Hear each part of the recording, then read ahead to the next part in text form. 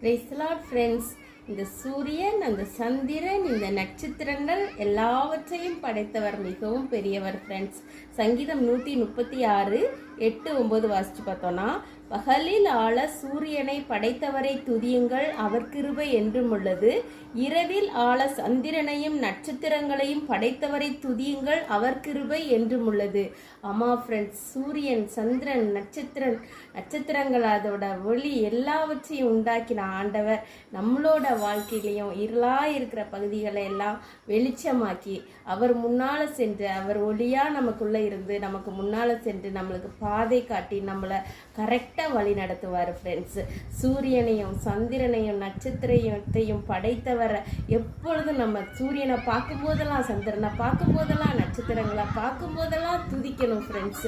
நீங்கள் என் ஆண்டவராக இருக்கிறீங்க சுவாமி அப்படின்னு சொல்லிட்டு. தேங்க்யூ.